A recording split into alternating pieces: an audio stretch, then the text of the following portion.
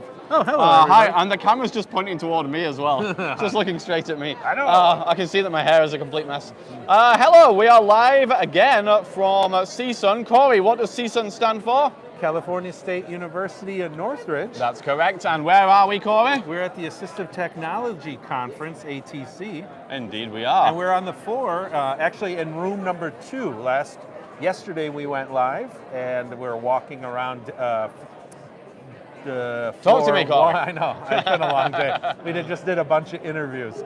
We are in room number 1. Now we're over in room number 2 and thought we would just walk through.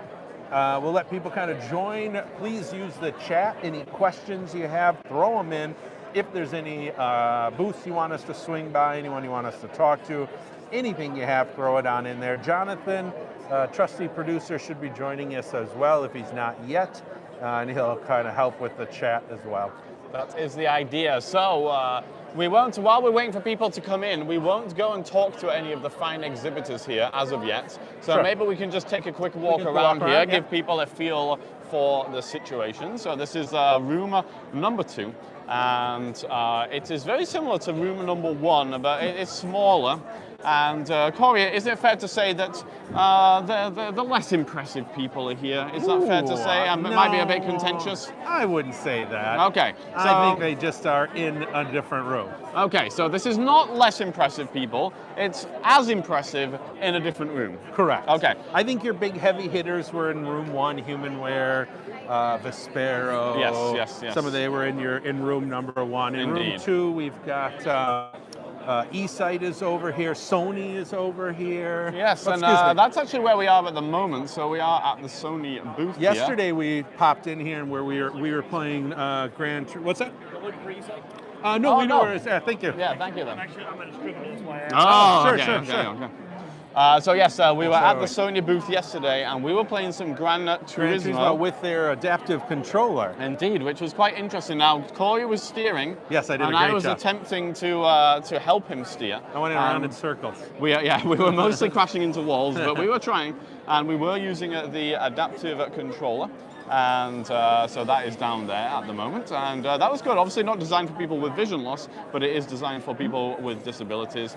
Sam from the Blind Life just happens to be over there as well, so everybody say hello to Sam.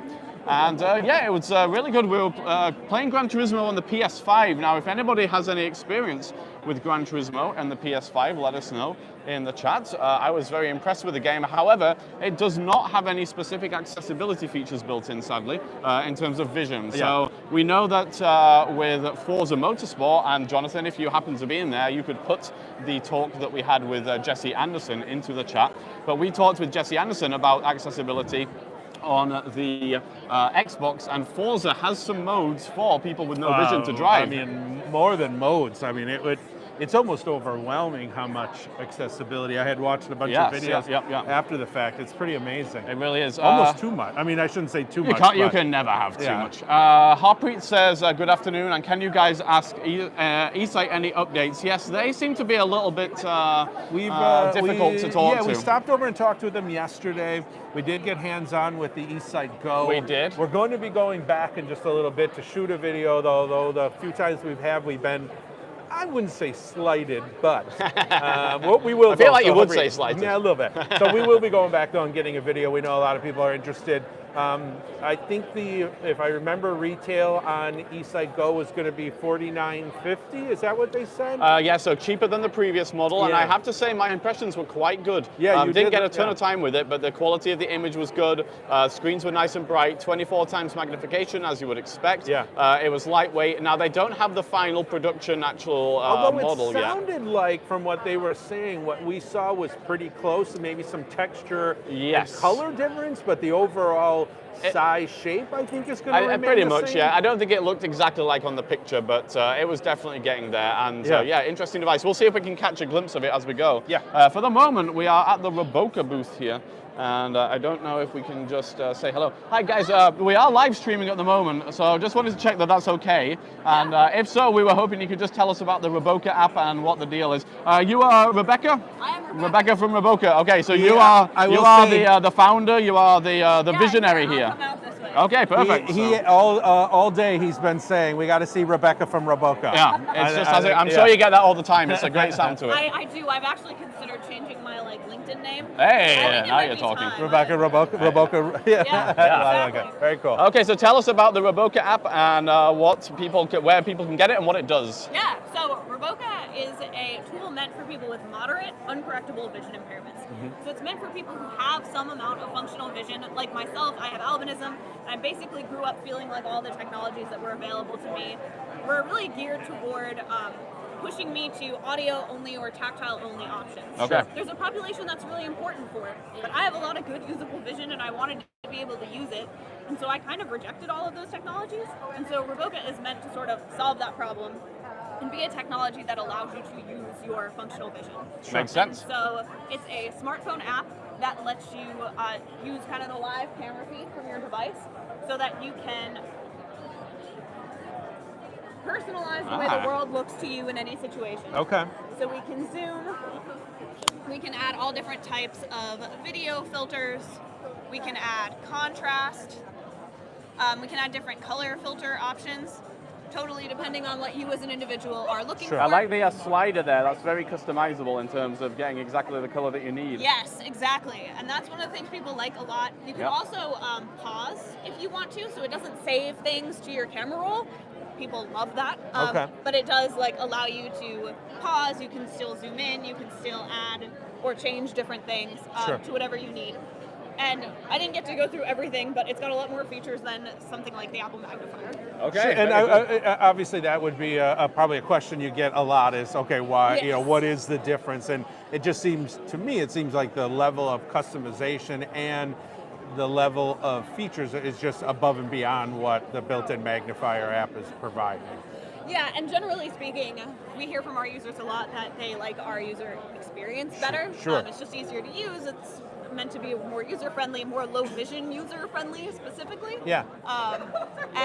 So it's available actually all over the world. We have users in more than 100 countries. Oh, very nice. That's so cool. I don't know how this works over live stream, but We're gonna try. I'm gonna hold up the QR code. Okay, Oh. so if anybody, This is if anybody is within using their screen, yeah. phone to live stream, then I guess they probably can't do this. But if you're using your computer, get your smartphone and then get this QR code, and you can download the app, and it's free, I believe, as well. Is that correct? Yes, so the base version is free, and then there is a plus version for about $3 a month. We subsidize that really well for individuals for access to the full extent of the features. Okay. Yeah, Awesome. right now we're available iOS only because we are a small company. Yeah. We haven't made it over to Android yet, but there is an Android waitlist on our website. If people are interested in that, they can sign up and they will be first to know when we have that available. Very good. And Rebecca, if you could just spell Roboka for people who aren't sure how to spell it for us. Yes, so Roboka is REBOKEH. All right, perfect. So that's what you will be looking for on the App Store there. Go ahead and download that and give it a try. Thank you so much. Appreciate Thank you. it. Thanks, Appreciate it. Rebecca. Enjoy the rest Absolutely. of the conference. You too. Have a Thank great you. one. Thanks. All right, so that was Rebecca from Roboka, and she seems like a very nice lady, and she has got her app which you can try for free. So if you haven't tried it, well, go ahead and give it a try if you have an iPhone. I'd be curious, we did a video on it, and I think that, in many ways, the built-in iOS magnifier app is very good. Yes. But I do think that she's filling a niche. I hate to say niche, but I think she's filling a spot where people want more customization. So being free, why not add it to it might be toolbox. that the way that they're doing things is right for you. Yeah, now, exactly. here is the eSight booth, and I'm not going to go over there because I want to wait on our. We want to get a proper interview, but I will just zoom in on the product here, and we will see that we have the eSight, and we also have the neck strap here as well. And so you can go ahead and put the neck strap around your neck and then wear the glasses, and you've got magnification and different colors and all of those things that you would expect from eSight. We'll get in a little bit closer here. And so here we go, a little bit closer. Here are the glasses. There is a remote control, and there is the bit that goes around the neck there. I used it yesterday, very simple to use. Again, the brightness of the screens was great. The quality of the image seemed good, apart from at the highest magnifications, as you would expect.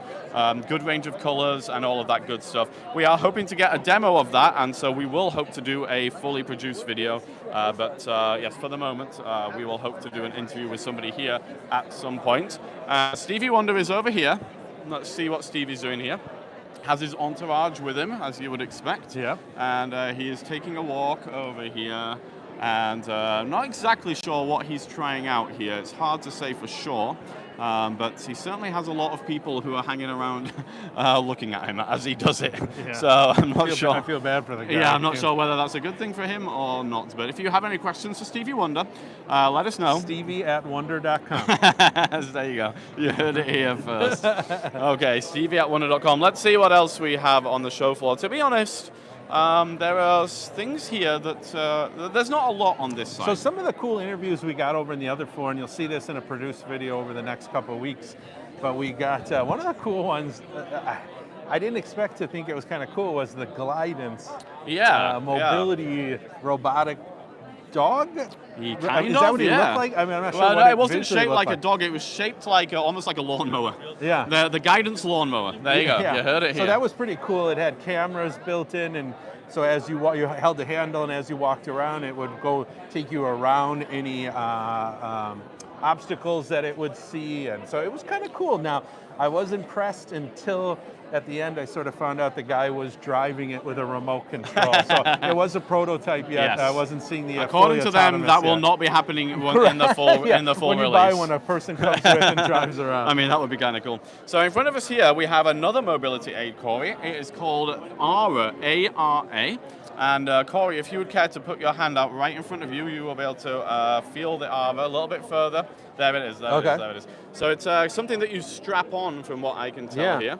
And so some kind of harness device, yeah, and it looks it like gives you about some kind chest of height mobility probably aid. it's going to give you, probably got radar, camera. Yeah, so I suspect so there are some sensors there, and they will give you some feedback in terms of your mobility. Sure. I haven't heard of these guys before, Corey, have you? No, but no. Okay. I was trying to think, we went to the session on the brain interface computer, and I thought that was, what was that company? That was like AAVA, and this is ARA. Gotcha. Yes, indeed. So it says here Strap Tech. So I'm guessing that the Strap Tech is the manufacturer and the ARA is the device. Gotcha. Now, unfortunately, nobody is available at the moment to tell us specifically about the features of this, but it certainly looks interesting. There is a picture here, let me just get down here, of somebody wearing one around their neck, and they also have a pair of sunglasses on, so I'm kind of intrigued, Corey. Okay. We might see if we can get a produced video up with these people. Yes. For the moment, my gimbal is completely out of control, so I have no idea where the camera's pointing. I've been struggling during this time to control my gimbal, which is a electronic camera mount, and it's mostly been going out of control. So I think I need to get some training with Jonathan, our producer, when we get back to the office. So let's see what else we have down here. Well, there was our eSight line. There was Roka. And other than that, I'm not sure what else there is. Our live stream really on this side might be, will be probably shorter only because I think it is a smaller room. It is indeed. Let's just see if we have anything that looks exciting here. Have something called Convo, that is for people who are deaf. Okay, we have to stop and look at this here. This is some bags designed for wheelchairs. And it looks like you can put your animal in them. Slightly confused, but by the look of it, Sam from The Blind Life did a video, and there we go. Yeah, he is this he did a... They call the Fieldum. Yeah, I think I remember him doing the video on backpacks and bags. And I didn't think they were a specific wheelchair. I thought they were... Maybe they're not. Maybe you can get different types. Yeah. But look like they're very nicely made. Not sure how relevant they are for what we're doing here. But let's go ahead and move on here. We have Touch Graphics Inc. doing some tactile graphics over here. And we're back to the Sony booth again. So, I guess that's it. Yeah, it's a shorter live stream. A very short live stream, yes. We will go and see the Sony dog, though, because he is the star of the show. And so let's go and see our little dog over here. Hopefully he didn't make an accident. No, he has not made an accident, and he's looking pretty friendly. Now, I'm not exactly sure what the purpose of this dog is. It's a little robotic dog. His ears move, his eyes move. We haven't seen him do any backflips as of yet. No, not yet. No, but hopefully we will do. If you put your hand out, will he come and sniff your hand? He does seem to be reacting to a gentleman here with his hand out, so I'm thinking maybe yes. Now, the question is, can he be used as a guide dog? No, probably not. Okay, can we try? Do you have your harness with you? Yeah, exactly. Okay, well there we go. That was the Sony dog there. What would you name? What would his name be? Robo? Yeah. Is that just boring? Bolts. Bolts. Nuts and bolts. Not sure nuts is a good name, to be honest with you. Okay, well, that was that. Now let's just take a walk out into the lobby here, Corey, and we shall show people the CSUN lobby for those who are interested, and all of the rooms of the conference. We may keep a heads up tonight. Okay. We may live stream on our walk down to Taco. Yes, tonight. I think we're going to We might live do a stream. little, We might walk and just do a wrap up of some of the sessions we saw, some of the booths that we saw. So keep an eye out. Maybe in the next, I don't know. In the next few hours, we're planning on going to get dinner, and we're going to do a little wrap up. I was a little hungry today. Corey, give us your hungry face. Let's see Corey's hungry face here. Wow, that was extreme. Okay. Yesterday we had a big lunch. Yes, we did. We had a good lunch. I had no interest in dinner at all. I know. Yes, we were very today full. we were smart. Smaller lunch today. Indeed. So we're looking forward to dinner tonight. But for the moment, we shall bid you adieu. We will end this live stream and then keep a lookout for us in the next few hours to do some wrap-up thoughts a as we nightcap, walk. you might say. Yeah, a nightcap as we walk to our dinner. Bye for now.